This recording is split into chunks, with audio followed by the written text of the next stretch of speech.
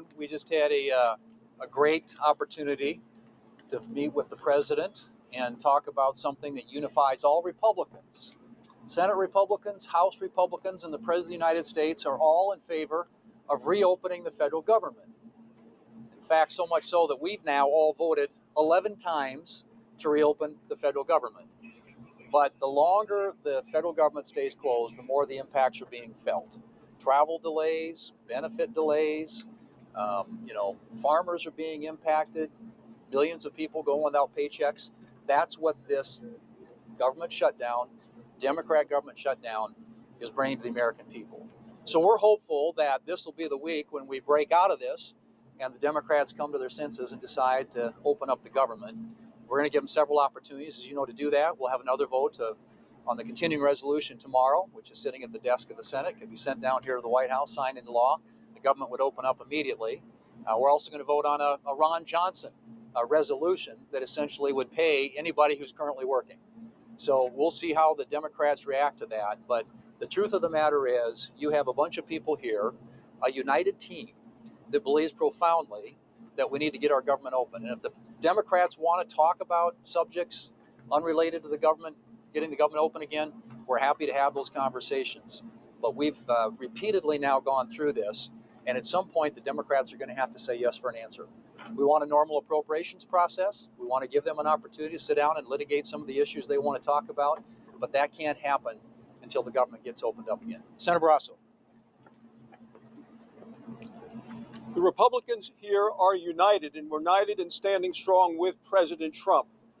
This government has been closed now for 21 days, and the Democrats have had a chance to reopen it 11 times, and each time they voted no.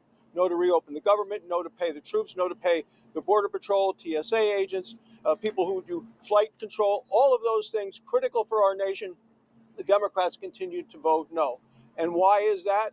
It's because they're afraid, as what one Democrat Senate staffer said, they're afraid of facing the guillotine of the radical left. And who are the radical left? They are the people who would prefer to use taxpayer dollars to pay for health care for illegal immigrants than to pay for the men and women who keep us safe. The Democrats are holding this country hostage. It's time for it to end. It's time to reopen the government for all of the people of the United States. So we just finished a great lunch with President Trump. There is one central thing that we've repeated over and over again. That is, we want to get this government back open again. 13 times in a row, we've reached a moment like this. And each time we've said, let's keep the government open while we continue to be able to negotiate. Democrats this time stepped in and said, no, we want to shut this down. So the consequence of that is now 3 weeks. Now federal workers aren't receiving paychecks. Now all the different businesses that are around federal buildings, like restaurants and other entities, those individuals and those businesses are being affected by this.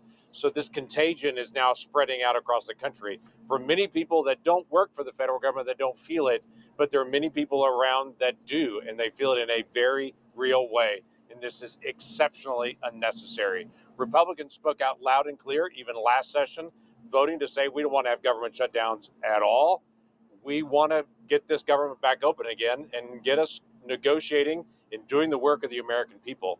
We've been clear on that. We're going to continue to be clear on that. Let's get it back open again. A couple questions. Did President Trump offer any guidance about how you should proceed next? Well, I think that the president obviously is very interested in getting government open. We all agree on that, right? And I think he wants the Democrats to take yes for an answer. We've offered them a lot of the things they were asking for, a normal appropriations process, an opportunity to get a vote on some of the things that they want to see voted on with respect to the expiring Obamacare enhanced subsidies. But that can't happen until they open up the government. So I think the president is prepared to sit down and have conversations with the Democrats, but he knows that before that can happen, we've got to have 5 Democrats who have a little backbone and a willingness to take on their leadership and do the right thing for the country. So you're now 3 weeks into this shutdown, and the two sides don't appear to even be talking. Do you owe it to the American people to at least be negotiating? Well, I think we are. We have negotiated. I don't know what there is to negotiate. This is about opening up the government. We have offered them several off-ramps now. The Democrats want something that's totally untenable. As Senator Barrasso said, I mean, they want $1.5 trillion in new spending. They want free health care for people who are non-citizens in this country. That is just a flat non-starter. It doesn't pass the Senate. It won't pass the House. It won't be signed into law by the president. What you do have is a bill that's passed the House, sitting at the desk in the Senate, that the president's prepared to sign to open up the government. So I'm not sure. People keep saying, negotiate. Negotiate what? I don't know what that is right now. The government needs to open up, and then we're happy to sit down and talk about any other issues that Democrats want to talk about.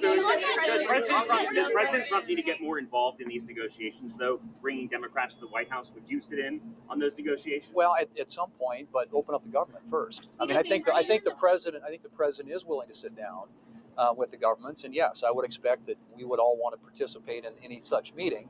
But as we said, open up the government, and that can happen. Leader, on that front, when was the last time you spoke with Chuck Schumer, and do you believe that the House should come back into session? I think the House did their work. They passed the bill, and the play, as you all know right now, the action's in the Senate. And when was the last time you spoke with Senator Schumer? I talk to Chuck on a somewhat regular basis. We're on the floor all the time. He wants to talk to me. Our offices are right down the hallway from each other. He knows my cell phone number, and if he's got something else to offer up other than this crazy, unserious, unrealistic proposal they have out there, we're prepared to have that conversation. But open up the government first. One more. The Trump summit is now off. It's on hold for now. Do you see Putin as the impediment to peace? And is your Russia sanctions bill something that you intend to put on the Senate floor within the next month? We want to put it on the floor when the White House believes it's useful to them to get Putin to the table and to get a deal that ends the war. So we're prepared to act. We work closely with Lindsey Graham. Lindsey, as you know, is a lead sponsor. He's got 85 co-sponsors in the Senate, Republican and Democrat. So we want to do everything we can to support the president, his team's efforts, and the efforts of our allies to bring this the bloodshed to an end and a peaceful conclusion to that war. Did the president indicate whether he's pulling Paul and Gracia's nomination? Did the president indicate whether he's? I think they'll have something official to say about that. But you know what we've said, and you'll probably be hearing from them soon. Thank you.